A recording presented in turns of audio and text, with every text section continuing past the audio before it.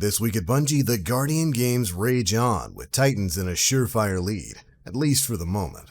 But from Bungie themselves, this week we're learning a bit more about how future story content is going to be available to anyone who plays Destiny, well, at any point in time in which they play Destiny, as well as the future of what bounties are going to be looking like. There's been a lot of talk about the prevalence of bounties as a device not only to cater towards the advancement of events, but also as being the primary way people garner up EXP and rewards.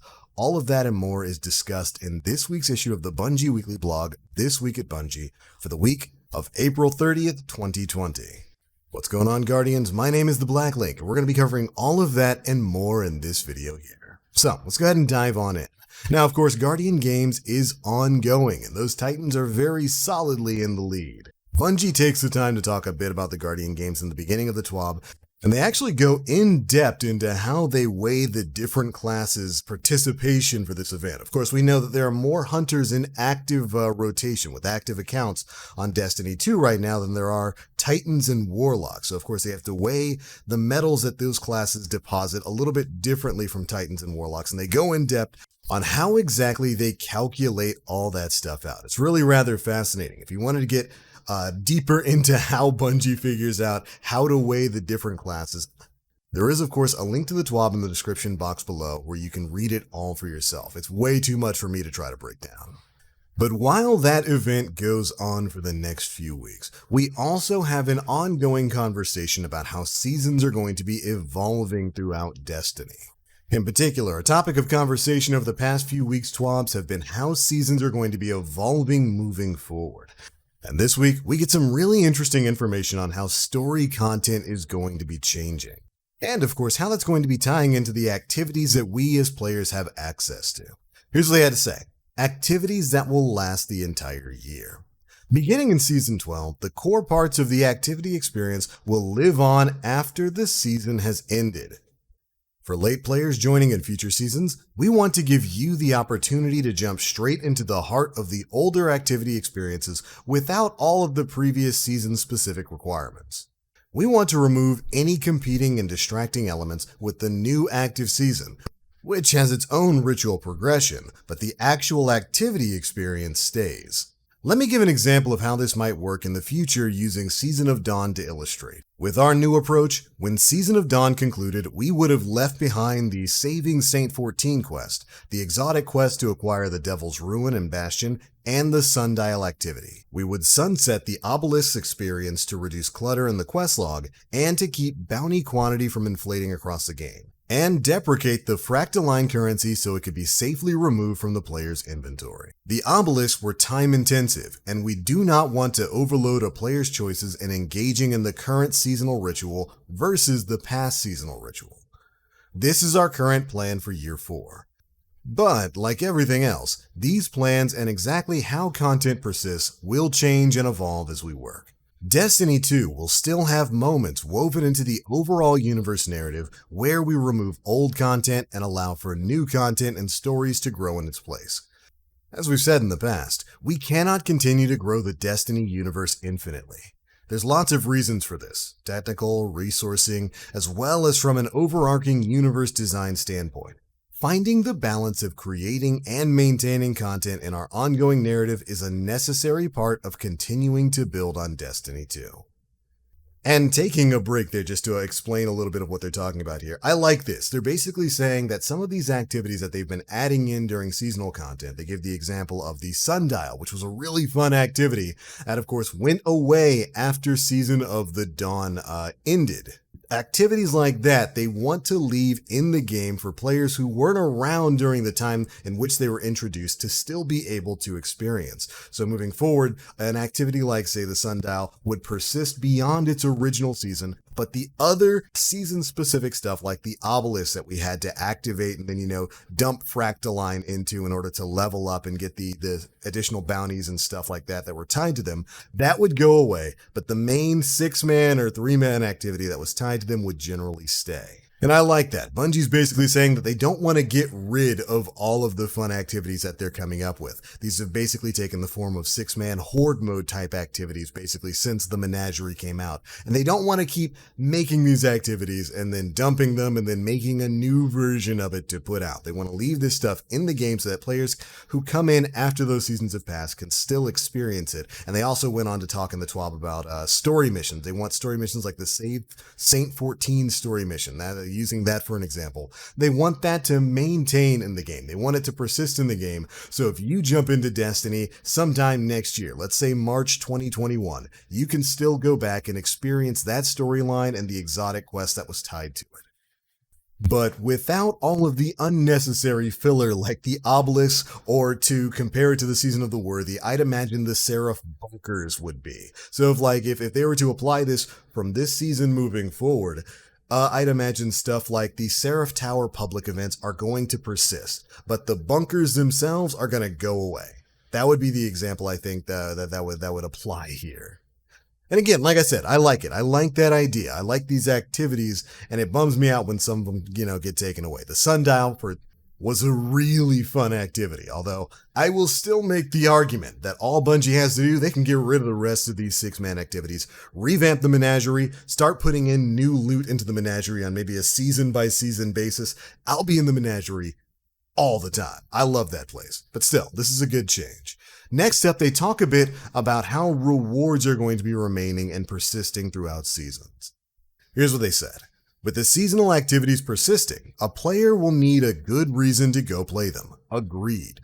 The reason is in the rewards, and we are planning on carrying a season's rewards forward throughout the year. Thank you. Super happy to hear about this. In today's Destiny 2, history is expressed by the things you have collected. We want players to be a part of that chase no matter when they enter the year, and to reduce the pressure to collect everything during a single season. In the short term, to acknowledge this step forward that we are taking, we are adding some selected weapons from Season 8, 9, and 10 to an engram that will drop during Season 11.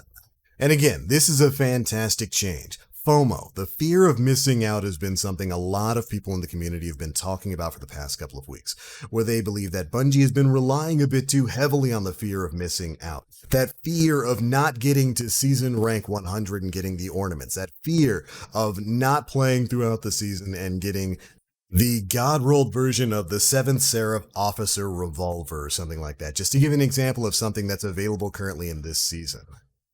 Bungie essentially wants to dial back on that fear of missing out by not playing in the season when all of this stuff is live, by allowing you to still earn some of those rewards in later seasons. Great change if you ask me. Anyways, continuing on. Long term, we want to make sure that the rewards we release each season are available to players throughout the year. Continuing with our Season of Dawn example, the rewards that came out of Sundial would continue to drop from Sundial. How the drops will occur will change, as narratively Osiris has left and we have removed the obelisk, but weapons and gear would still be present. This is an obvious solution, but it suffers from a design perspective in creating a narrow pursuit focus. Having the rewards in just one location oversimplifies the pursuit game and has had the same effect of limiting the ways you can play Destiny. Our focus is to broaden and provide multiple ways for you to earn past season's rewards. In addition to the rewards coming from the seasonal activity, we are thinking of having the seasonal rewards be available to earn in the core modes of play as well. Strikes, Crucible, and Gambit, of course. If you're getting tired of playing Sundial, you'll have the opportunity to jump into the Crucible or Strikes and pick up a couple of Season of Dawn weapons we've handpicked. As the seasons roll on, the rewards will continue to get added to these core activities, and, as a player, you can tackle the pursuits at your own pace, in your preferred mode of play, and feel the world growing in terms of rewards. Love it. To summarize, we're going to move towards seasons that can be experienced all year. The Destiny experience should grow each year after an expansion, have a meaningful, evolving world, and a bunch of reasons to play. And then, each year, we should take a step forward into a new expansion. We've done this better in the past, and we're going to mine from that going forward to make our future seasons that much more compelling. There will be much, much more Year 4 talk in the coming months. And again, I gotta say, love everything I just read there. It's always kind of a bummer when they build all these cool looking new weapons, and the Sundial weapons were pretty neat. They had some unique perks on them that are still more than viable to this day.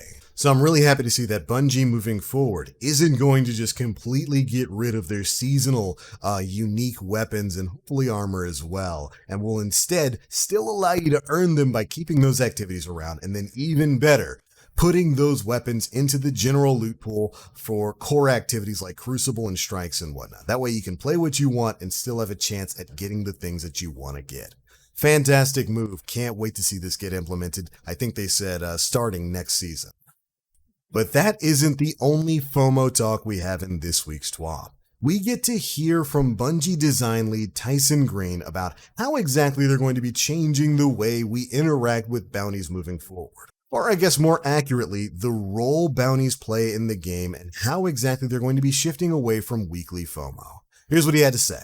XP and season rank gains are currently balanced around large contributions from weekly bounties. The intent here was to provide a large amount of progress for a small amount of focused play every week. But weeklies fall down here because you lose out on big chunks of progress if you miss a week.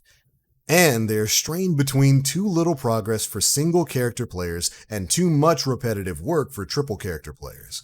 While the specifics are still under development, as early as Season 12, we want to make this better by replacing weekly bounties with a mechanism that provides players with a set of non-expiring and account-scoped objectives each week that grant lots of season progress, more than the weeklies they replace, by the way. That way, the return on effort is better and more consistent between players. Love it. I love the idea here. Gonna have to learn more about how that works. Next up, they want to talk about optional XP optimization, not being a critical path. Bounties have found their way into the critical path of some seasonal pursuits, becoming primary sources for seasonal progress. Starting in Season 12, we plan to steer away from this model in general. Bounties should focus on being an optional way to optimize for more or faster core progressions, like XP or powerful gear by way of challenges. When it comes to optimization, we recognize that there is a very blurry line between optional and mandatory, and there's no perfect balance that works for everyone. But we think the balance is tilted too far towards feeling like you need to do bounties to unlock seasonal content, so we're going to take this step to tilting back. And while I like the way this sounds, I do hope that with this sort of change to move away from just people spamming bounties as being the only way to really level up and get to the end of the season pass there, rather than nerfing the output of bounties, because that should still be available for the hardcore people who want to get as much EXP as possible, as quickly as possible. I just wish that they would make the EXP gains for completing other challenges or just doing core activities, going and playing Crucible, way better to make it, at least comparable with bounty farming right now. Because I know there's a lot of players out there who just love to play PvP, and if they could just play PvP and reasonably get to the end of the season pass without just having to go and rely on a ton of PvE bounties, that's absolutely what they would do. So hopefully that's what Bungie's going to do, rather than just nerfing the output of bounties, but we'll have to see. Next up, event bounties were on the docket. Our seasonal free events are also currently heavily utilizing bounties in their design. We have seen the feedback around Guardian games being the most recent source of frustration, with too much emphasis on completing bounties to participate in the event. We don't plan on making any changes to the current event as it's ending in a few weeks, but we are already looking at plans to adjust the role bounties will play in future events. And I don't think anybody's got a problem with bounties being, tied to special events and whatnot. I think that works just fine. That's been proven to work here in Destiny. But when it comes to Guardian games, it's literally just bounties, the event. And I know we've got the medals and all that, but medals are basically just bounties with another name. So Bungie could probably do a better job of making the content a little bit more interesting. Looking forward to hearing what they've got there. But then finally, they talk a bit about quality of life improvements. Here's what they had to say. We don't like that every play session starts with 10 to 15 minutes of loading up on bounties. Hallelujah for that. That really is how I start every day playing Destiny. We want to make it easier to grab bounties when you want to do them. To that end, we are looking at mechanisms like allowing bounties to be accessed directly from the destination map. These are a bit further out. Think Season 13, which I do believe Season 13 is expansion. They're going to be the big expansion coming out probably sometime around September. But these are on our roadmap. We also don't like it when a bounty you've nearly completed in the middle of a previous day's play session expires right in the middle of today's session. While we still see expiration as a necessary mechanism to keep half-completed bounties from hanging around forever, we're going to relax some of the expiration times in Season 11 to give more time to close out yesterday's 19 out of 20 grenade kills. Good, happy to hear that. Speaking of grenade kills, in general, we're dialing in the time to complete bounty objectives to be more consistent. Unexpectedly, time-consuming objectives sneak in from time to time, and we generally want objectives in upcoming seasons to be a bit less restrictive in terms of how you play. Super happy about that for those who listen to the podcast. You know, we complain all the time about how Bungie says they want you to play this game your way, but then they give you a bounty that says, now take this SMG and go get Warlock melee kills against major enemies. Rest in peace. So I'm very happy to see that they're consciously aware of that and that they're going to be looking for ways to leave bounties as a viable option in the future, but also not restrict how you play a little bit too much to complete them. Very happy to hear about all of those changes.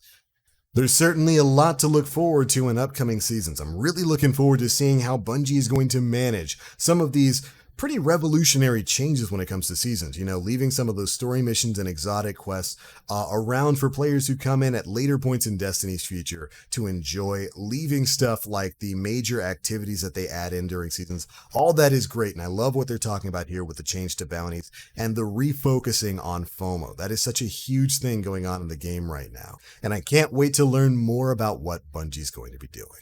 But alright guys, there we go. That's it for the biggest bits of news to drop in this week's issue of the Bungie Weekly Blog, This Week at Bungie. Now, of course, it's not all the news. We've got more Bungie bounties going on through May 8th. Bungie is partnering up with Kilt for Kids for another charity event, which of course comes with its own special emblem, so if you'd like to learn more about that stuff, make sure you head to the TWAB and read the full details so that you can get involved in all of that. Link, of course, is in the description box below. These past couple of weeks of TWABs, of course, have been talking about how Bungie is looking at changing the way seasonal content is delivered to you, the player. And we've certainly learned some really good stuff between this week with the content and activity and reward changes, and last week with the major changes coming to Trials of Osiris. If you didn't check that out, make sure you go check out our TWAB video here on the channel. But we've certainly learned a lot about what's coming up next. And next week is another major topic.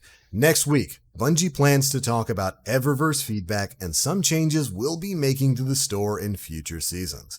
I know a lot of you guys have been waiting to hear about this one, so make sure you stay tuned. But that's it. That's the news, and those are my thoughts. Be sure to leave me yours down in the comment section below. If you enjoyed the video, feel free to drop a like, make sure you subscribe, and hit that notification bell to stay up to date with all the latest stuff we're putting out. But I'm out for now. Thank you all so much for watching. And as always, I am the Black Link. You Guardians, stay frosty.